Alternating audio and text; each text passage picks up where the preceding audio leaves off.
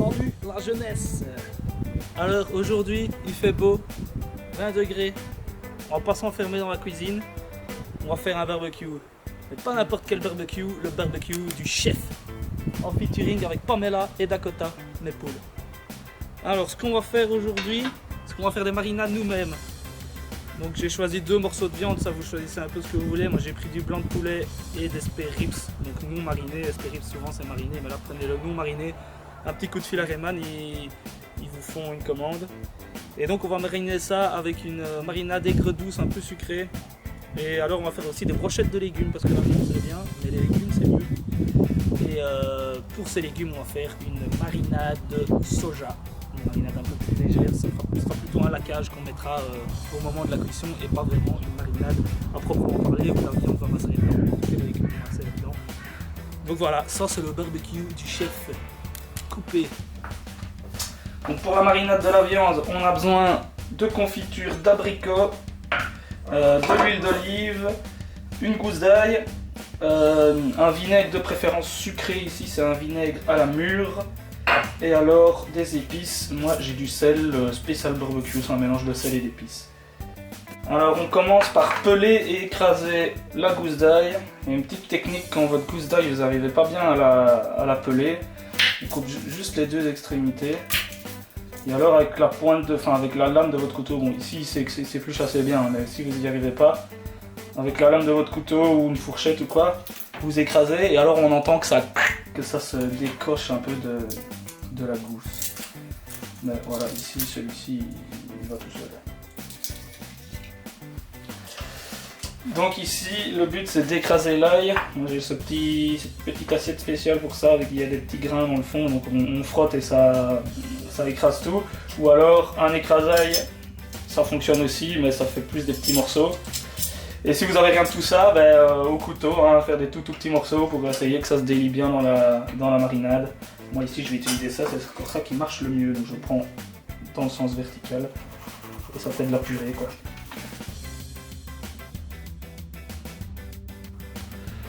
Donc pour la marinade, il faut tout d'abord 4 cuillères à soupe de confiote. 1, 2, 3, 4.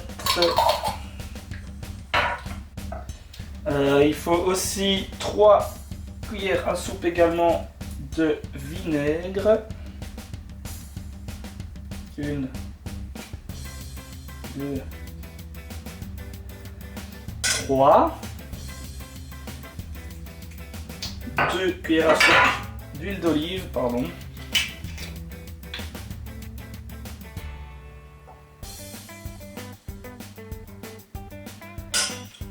Je vais déjà mélanger un peu ça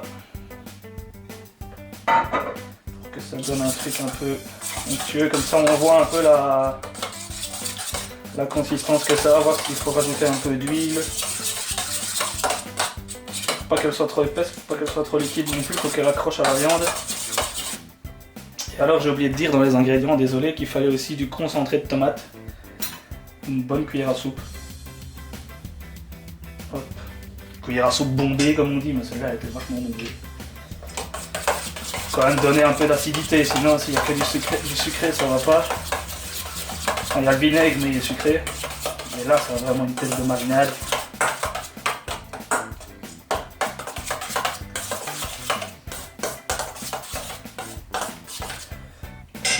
On peut rajouter l'ail.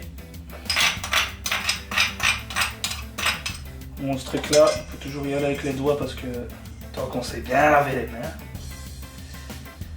Parce que sinon on en perd plein.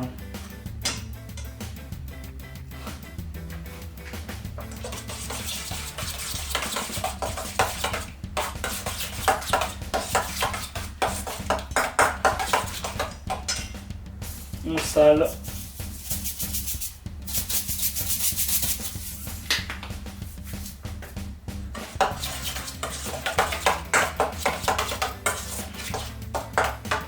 Je la trouve un petit peu épaisse, donc je vais remettre un tout petit peu d'huile.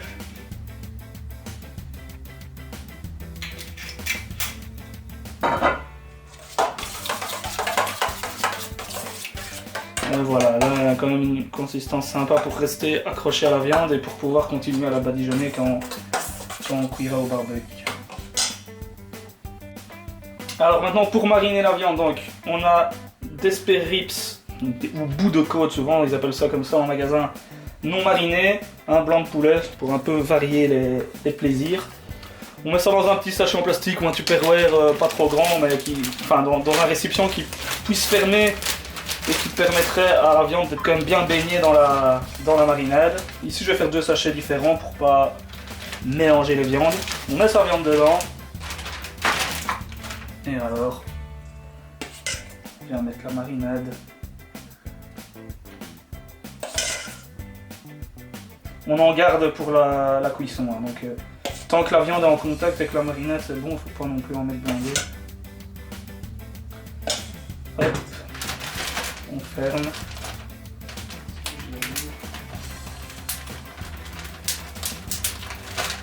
Et alors là, on fait en sorte qu'il y ait bien de la marinade partout sur la viande. Un petit vide d'air pour pas que... Hop. Si je veux bien.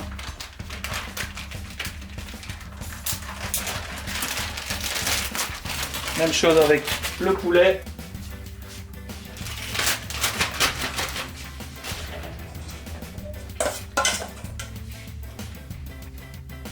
Hop.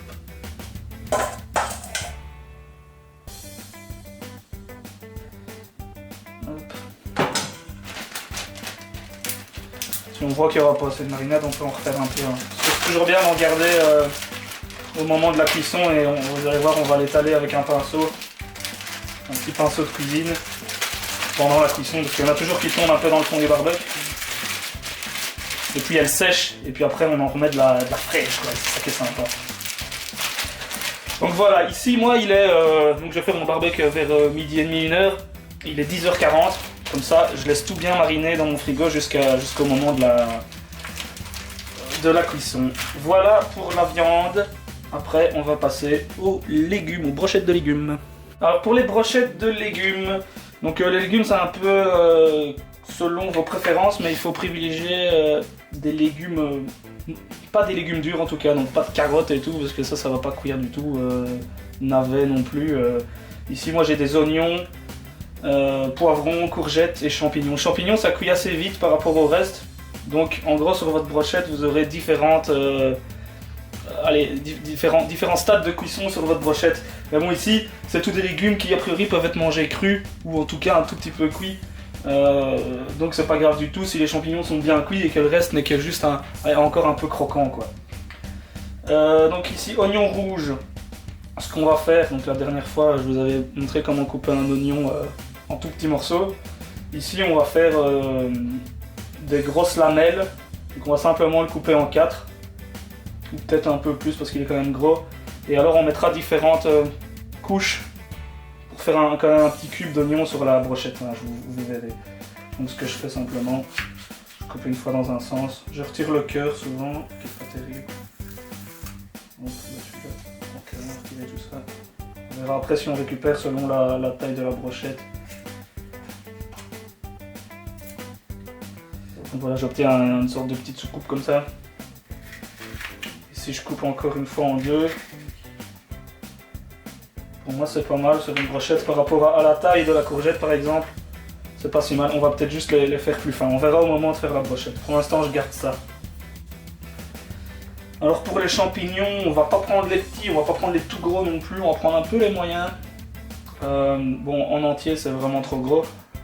Ce qu'on va faire c'est qu'on va les couper en 2 dans le sens de la hauteur et recouper peut-être un petit bout. Ça on jette pas, on garde pour une recette suivante ou alors on les mettra au bout des brochettes. Mais tu vois, comme ça c'est pas mal. C'est aussi des petits bouts comparables aux autres morceaux. Pour la courgette, soit on l'épluche, donc avec un économe, un épluche patate, on retire la peau, soit on la laisse comme ça. Moi je vais la laisser comme ça donne des couleurs. C'est pour ça que j'ai pris un poivron jaune et pas rouge. J'avais déjà l'oignon rouge. J'ai les champignons qui vont devenir bruns, j'ai le jaune du poivron et le vert de la courgette, c'est pour ça que je ne l'épluche pas, sinon ça devient blanc quoi. Je retire le bout et là je fais aussi des tranches pas trop fines. Comme ça me semble pas mal. Hop. Voilà, voilà. Alors pour le poivron, on va faire aussi des sortes de petites lamelles, un peu comme l'oignon. Je le coupe en deux. Hop. On vide l'intérieur qu'on vient couper.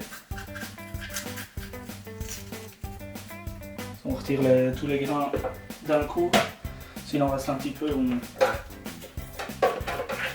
on vient gratter. Alors vous ne voyez pas à l'image, mais je ne fais que retirer les petits pépins pour les mettre dans le bac pour mes poules. À mon avis, avec ça, pour une brochette, on aura assez pour le moment. Donc ici, là j'ai un quart de poivron, j'ai encore quelques petits pépins qui sont mis coincés. On va faire des morceaux pas trop petits, sur de carrés quoi en fait. Celui-là on le gardera pour l'apéro cru, j'aime bien les poivrons crus, ça donne plein de jus. On pourra les mettre sur les brochettes aussi ces morceaux là. Donc voilà, ce genre de morceaux, pas trop petits, pas trop gros. Et alors on vient prendre une brochette. Je propose de commencer avec quelque chose qui va bien tenir, pour que la brochette reste ensemble. Hop. La courgette, on va varier les couleurs. Et le champignon, ça va devenir brun. Poivron. Oignon. On recommence. Pour mettre un poivron, plus sympa. C'est des plus petits morceaux, donc on va mettre plus souvent des poivrons. Après ça, franchement, vous le faites comme vous voulez et comme je l'ai dit, avec les légumes que vous préférez. Après évidemment, mettre des épinards et tout, c'est un peu compliqué sur une brochette. Donc voilà un peu le genre de brochette qu'on peut faire. Vous en faites autant que vous voulez avec ce que vous voulez dessus. Et maintenant on va passer à la marinade, qui ne sera pas vraiment une marinade, c'est plutôt un laquage. Donc on ne va pas faire mariner comme la viande dans des sachets. On va cuire directement les brochettes comme ça et on va venir badigeonner avec le petit laquage qui est à base de sauce soja. Donc voilà les brochettes. Juste un truc que je ne pense pas avoir dit alors que la caméra tournait. Je crois que vous avez coupé vos légumes, les rincer sous l'eau, évidemment. Encore plus en notre période. On ne sait pas qui a touché en magasin les légumes que vous avez achetés. Alors pour le laquage, pas la marinade comme je vous ai dit tantôt, des légumes, il faut de la moutarde à l'ancienne. Ici moi c'est de la moutarde à l'ancienne au miel. Si vous n'en avez pas, vous prenez du miel, de la moutarde à l'ancienne et ça revient au même. De la sauce soja, sucrée ou non sucrée selon vos préférences. Vous aimez que ce soit plus sucré, mais attention au miel du coup. Il y a de la sauce soja sucrée aussi, ça c'est de la non sucrée. Des graines de sésame, de l'huile d'olive, de la crème balsamique, tout petit peu. Et alors des herbes, moi ici je vais mettre du thym. Peut-être autre chose, je verrai après. Alors, une bonne cuillère à soupe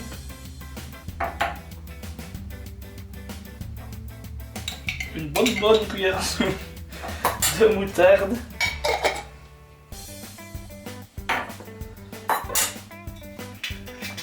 Il n'en faut pas trop, hein. C'est vraiment pour badigeonner. Une cuillère à soupe d'huile.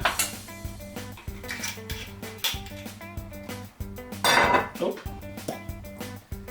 Une cuillère à soupe de sauce soja. C'est un petit peu plus quand même. Ça donne un truc un peu plus léger. Vraiment un tout petit peu de crème balsamique ou vinaigre balsamique si vous avez. Mais franchement, c'est assez fort, donc faut pas en mettre de trop. Le sésame c'est sympa, moi j'aime bien. J'y vais pas mal. Et après j'en remettrai au moment de la cuisson pour qu'il colle bien aux légumes. Du thym.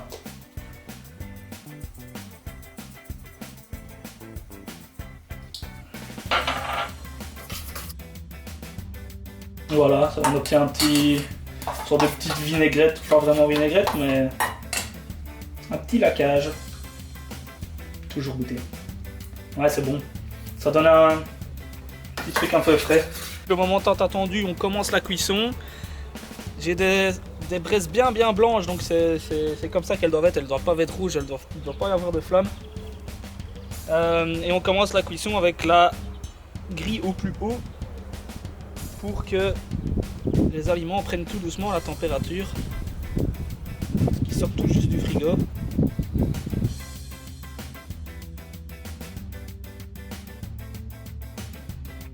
Le rips, on commence toujours la cuisson du rips avec le côté creux vers le haut. Donc comme ça, le côté creux de l'os quoi. Alors ça fait pas partie du tuto, mais c'est parce que j'aime bien avoir beaucoup de viande pendant la barbecue. J'ai des brochettes en plus que j'ai achetées. Mais bon, ça c'est en plus quoi. Et donc le principe avec ma marinade, enfin on va attendre un petit peu que les aliments prennent la température du barbecue, mais en gros on vend des petits pinceaux comme ça de cuisine en caoutchouc. Et on va venir en fait badigeonner une fois que ça aura un peu cuit. Alors j'ai déjà retourné une fois la viande, comme ça maintenant elle a pris la température des deux côtés et là on peut commencer vraiment la cuisson et descendre de petits crans. Ça chauffe pas mal. Et c'est à ce moment-ci qu'on va pouvoir rebadigeonner notre bidoche. Regardez ça. D'ailleurs ça va venir faire une petite croûte. Petite croûte de marinade.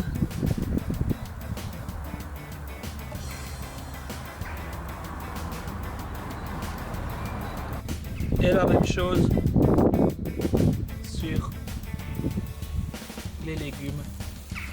On met pas trop parce que elle est plus liquide celle-ci, comme je disais, ça met la cage. Donc on en met un peu moins.